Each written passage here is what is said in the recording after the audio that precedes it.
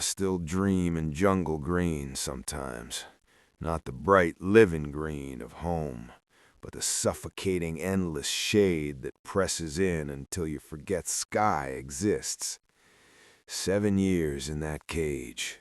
Bamboo slats digging into my back, rain drumming like distant artillery, voices in a language I never fully understood, but learned to fear. I was 38 when they took me, 45 when I crawled out. The calendar says January 2026 now, but time doesn't heal, it just scars over. I stepped off that Greyhound in Willow Creek, Virginia, with a duffel bag and a limp that announces itself on cold mornings. The air smelled of wet pine and chimney smoke, clean, sharp, nothing like the rot of captivity. All I wanted was to see Aunt Eleanor. She was the one constant in my life after Mom and Dad died when I was 10. She didn't have to take me in, but she did. Worked double shifts at the school and the diner, never complained. I sent money home from every deployment, set up the trusts, brought that Victorian on Lakeview Drive so she could finally rest. I pictured her on the porch swing, tea in hand, watching the sun set over the water. That image kept me breathing in the dark. But the gate was open. Music thumped from the backyard. Synthetic, too loud. Laughter spilled over the fence like spilled wine. My stomach knotted. I moved low, old habit, peering through the hedge. There she was, Eleanor. 72 now, thinner than I remembered, silver hair scraped back, and a black uniform that made her look like hired help. She carried a tray of appetizers, hands trembling. A woman in a sundress snapped fingers without looking. Eleanor hurried over, voice soft. "Would you like another?" My chest caved. This was the woman who bandaged my scraped knees, who sat through every nightmare after Dad's funeral, who cried the day I shipped out, but told me, "Come home whole, Jack. That's all I ask." Now she served strangers in the house I bought for her. Then Victor, my cousin, lounging by the bar, glass raised, telling some story that had the crowd roaring. Snagged this place after the previous owner passed, turned it into gold. Previous owner. The words landed like a punch. I backed away before the rage took over. In the jungle, rage gets you killed. I found a motel, sat on the sagging bed, and started pulling records on a library computer. Forged deed, fake guardianship, my death certificate, $2 million insurance payout, VA benefits rerouted, Eleanor's accounts drained, the doctor's report claiming dementia based on one visit where Victor answered every question.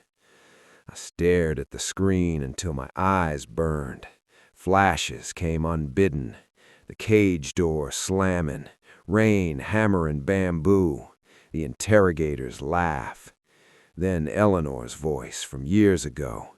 "You're my boy, Jack, always." How could blood do this? How could I have been gone so long she didn't know I was still fighting to come back? I didn't sleep that night. Just sat in the dark, feeling the weight of every missed birthday, every letter I couldn't send. Guilt mixed with fury until I couldn't tell them apart. But I knew one thing. I wasn't leaving her in that basement one more day. The motel room smelled of mildew and regret. I paced, leg aching, mind replaying the kitchen window scene, Eleanor alone at the sink, shoulders hunched, silent tears falling in the dishwater. I wanted to smash the door down, wrap her in my arms, tell her I was sorry for every year I let slip away, but I knew better. Rush in and Victor destroys evidence, spins lies, maybe hurts her worse to keep control. So I did what the jungle taught. Watch, wait, gather.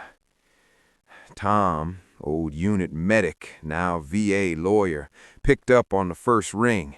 "Jack? Jesus, you're alive?" His voice cracked. We talked for hours. He pulled files, forged signatures, bribes, shell companies. The betrayal wasn't just financial, it was personal. Victor had convinced Eleanor I was dead, showed her fake reports, told her the house was too much for her now. She believed him because she trusted family, because she'd lost so much already. I tailed him in a junker car, blending into the town I once knew. Golf courses, lunches with shady investors. Lila, his wife, shopping with Eleanor's credit cards, laughing about the old lady's limit.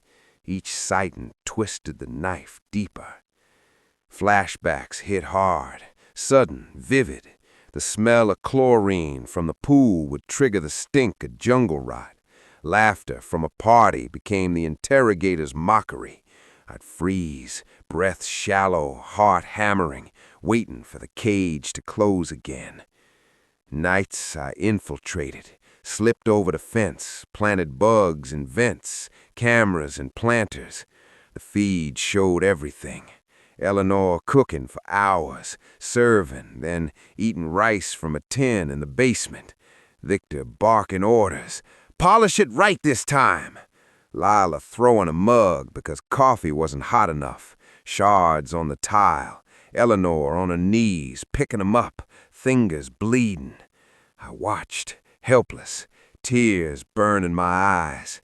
"I'm sorry, Annelle. I'm so damn sorry." I slipped a note under her window one dawn. "I'm here. Hold on. Jay." On camera, she found it, pressed it to her chest, whispered my name like a prayer. That moment cracked something in me. Grief for the years stolen, love that never faded, rage that felt holy. Tom filed quiet motions. Insurance demanded repayment. IRS sniffed around the unregistered events. Victor grew paranoid, drinking more, snapping at everyone. I disrupted subtly, flooded sprinklers, cut power during parties. He blamed Eleanor, voice rising. Each time I felt the old training kick in. Patience is the sharpest weapon. But the nights were hardest. Lying in the motel, staring at the ceiling, remembering Eleanor reading me stories after nightmares, a hand on my forehead. "You're safe now, Jack." I wasn't safe then, and she wasn't now. The guilt was a living thing. Why didn't I come home sooner? Why did I believe the mission mattered more than her? I pushed it down, focused on proof. Emails, bank transfers, videos. The trap was closing. But inside, I was unraveling, one quiet heartbreak at a time. I became John Harris, handyman. Placed an ad. Victor hired me fast. Needed cheap help after my accidents. I moved into the garage apartment, close enough to hear every word, see every cruelty. First day, Eleanor saw me in the kitchen. Her eyes widened. Recognition, hope, fear. I gave a tiny nod. She turned away, but her shoulders straightened a fraction. That small change kept me going.